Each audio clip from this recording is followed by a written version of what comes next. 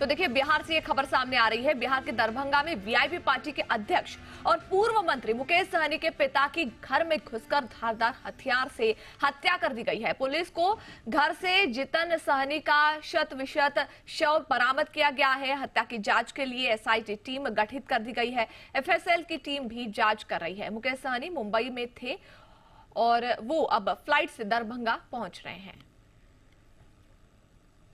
से एक एसटीएफ की टीम जो अपराध और अपराध कर्मियों में जानकारी रखने वाले दक्ष पुलिस पदाधिकारी हैं उनके साथ में भेजी गई है, जो कि तकनीकी जांच और रेड छापामारी में दरभंगा पुलिस की मदद करेंगे।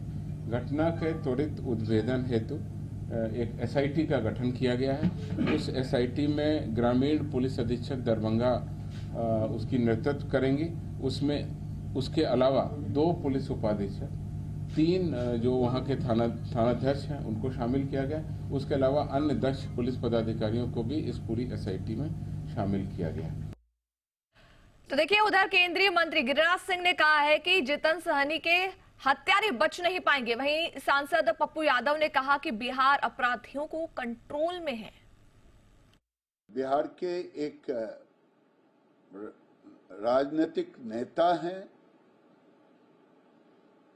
अगर उनके पिता की हत्या हुई है ये मैं दुख जताता हूं और इतना जरूर कहूंगा कि अपराधी बच नहीं पाएगा। एक संघर्षशील लीडर मुकेश जी के पिता की हत्या कंप्लीट रूप से रोम जल रहा था, नीरो बंसी बजा रहा। पूरा शासन प्रशासन महकमा लूटने में लगा हुआ। पूरा बिहार अपराधियों के चंगुल में है, भगवान भरोसे है। माफिया अपराधी पदाधिकारी और नेता के गठजोड़ से बिहार चल रहा है। और इस खबर पर ज्यादा डिटेल के साथ जुड़ रहे हैं जी मीडिया संवाददाता स्वप्निल सोनल। स्वप्निल, हम देख रहे हैं जिस तरीके से बिहार में ये घटना सामने आई है, घर के अंदर घुस के मार दिया जाता है। इसकी वजह से अब देखिए जो व्यवस्था है, सुरक्षा व्यवस्था कह दीजिए, कानून व्यवस्था कह दीजिए, सवाल कई खड़े हो रहे हैं। अभी भी जो हत्यारे हैं, जो आरोपी हैं, वो हाथ नहीं लगे हैं। क्या अपडेट है इससे जुड़ी? बिल्कुल, देखिए पुलिस की तरफ से जैसा हम लोग दिखा भी रहे हैं कि पुलिस की तरफ से एक एसआईटी का गठन कर दिया गया है। उसमें लोकल जो एसपी हैं उसको डाला गया है, उनके साथ अलग अलग एसएचओ जो हैं उसको उसमें शामिल किया गया है। वही पुलिस हेडक्वार्टर की तरफ से, पुलिस हेडक्वार्टर जो पट्टा से कंट्रोल एंड कमांड होता है जिसका, उसके तरफ से एडीजी रैंक के एक अधिकारी को लगाया गया है इस काम में कि एडीजी रैंक के एक अधिकारी पूरे इन्वेस्टिगेशन को मॉनिटर करेंगे और मॉनिटर करके जो अपडेट्स होगा वो सामने लाएंगे।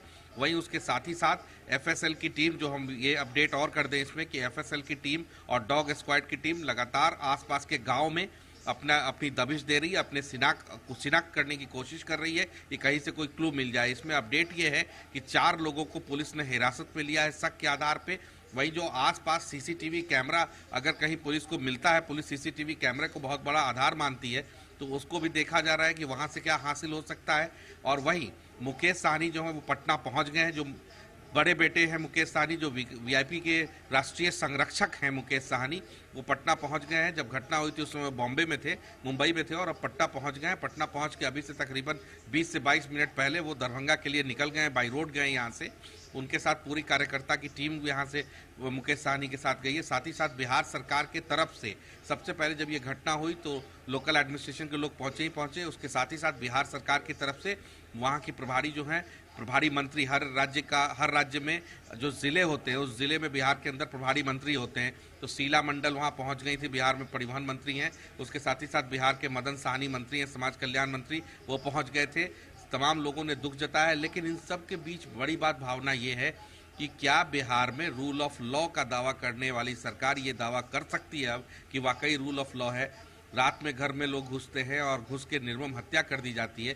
देखिए, विषय ये नहीं है कि हत्या किसके पिता की हो रही है, वो व्यक्ति मुकेश सहनी को लेकर के कहा जा रहा है कि वो एक पार्टी के राष्ट्रीय संरक्षक हैं, बड़ा बिहार में नाम है, मंत्री रह चुके हैं, उनके पिता की हत्या हुई है। लेकिन हत्या हत्या ही होती है भावना, हत्या चाहे किसी की भी हो वो हत्या बिल्कुल। और इसी को देखिए ध्यान में रखते हुए जो है विरोधी जो है वो लगातार सरकार पर भी हमलावर नजर आ रहे हैं, सवाल पूछ रहे हैं कि जंगल राज कहते थे, अब क्या हुआ, ये सवाल पूछा जा रहा है। देखिए इसी से जुड़ा मेरा दूसरा सवाल ये है कि क्या कोई जानकारी सामने आ रही है कि कोई उनकी जो आपसी दुश्मनी थी किसी के साथ, जो हत्यारे हैं वो कौन है, कोई पहचान अपडेट मिल पाई है उससे जुड़ी?